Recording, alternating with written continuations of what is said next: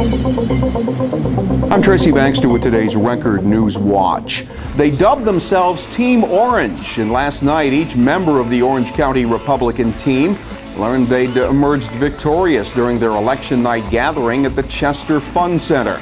At the top of the ticket, Chestertown Supervisor and now Orange County Executive-elect Steve Newhouse, who thanked supporters for his victory over Democrat opponent Roxanne Donnery, saying the Election Day win by a margin of roughly 12 percentage points marked the end of a long and now successful campaign. A lot of relief. It's been a long battle within the Republican and now then the Democrat in the general election. I'm happy to be that this is over. I look forward to really rolling up my sleeves and getting to work for the county. So I am anxious, I'm excited, and I'm relieved. There's so many good things going on in my life between the election and now an expecting baby. The Newhouse campaign outspent Donnery by more than 4-1, but the county executive-elect says his ability to gain support from several different factions was his key to victory. Literally the most broad brush spectrum that you can ever have. Unions, non-unions, Republicans, Democrats, Independents, all walks of life made this happen. And literally it was hard work and elbow grease. When we saw our opponent's headquarters close at 6 o'clock and our headquarters were busting at the seams, and I knocked on doors till 9:01. I literally went home and after 9 o'clock after the polls were closed. That's what it's all about. Orange County will once again have a Republican district attorney. David Hoovler defeated Democrat Michael Isger by about a margin of 2-1. Hoovler will be replacing longtime DA Frank Phillips, who is retiring at the end of the year.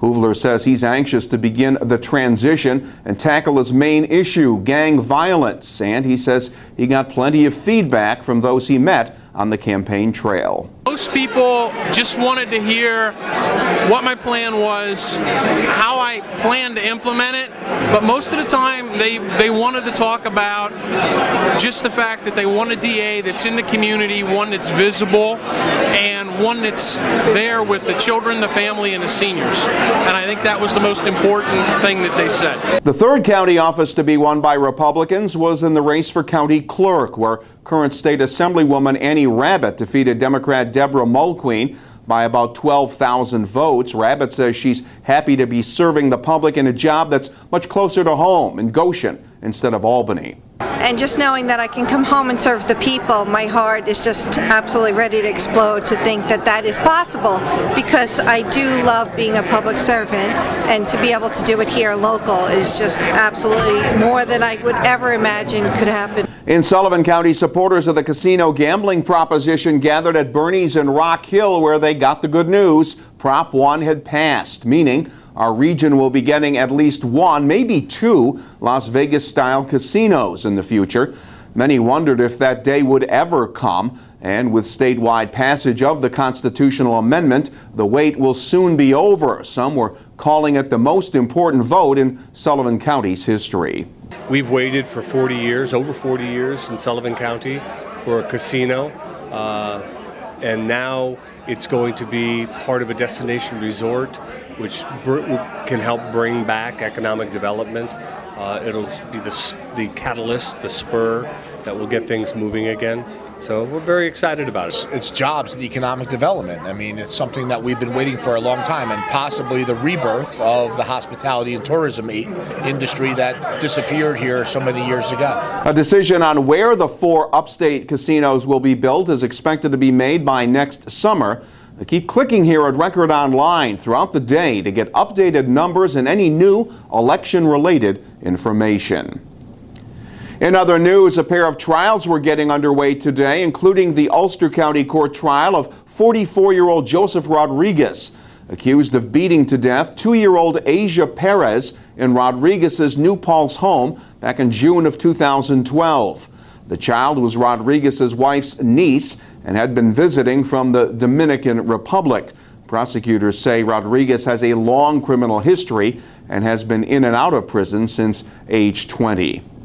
In Orange County Court, jury selection began today for a man charged with the attempted murder of a police officer. 47-year-old Larry Gant Jr. of Poughkeepsie was charged following a brawl last year outside a Broadway nightclub in Newburgh.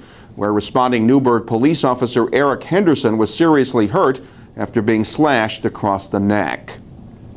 And state police have arrested a Parksville man in connection with their discovery of a major marijuana growing operation in the town of Liberty.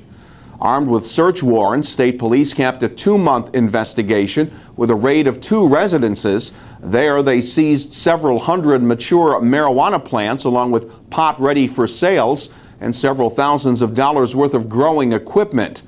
55-year-old Edgar Ramirez of Parksville was subsequently charged with criminal possession of marijuana in the first degree, along with tampering with physical evidence and unlawfully growing cannabis.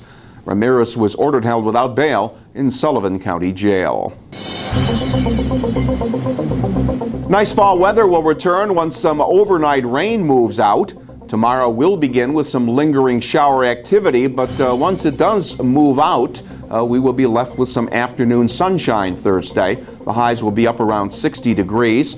And Friday should be mostly sunny, but not as mild, with temperatures not expected to go much higher than 50 degrees. You'll find the news and information to help start your day in the Times-Herald-Record.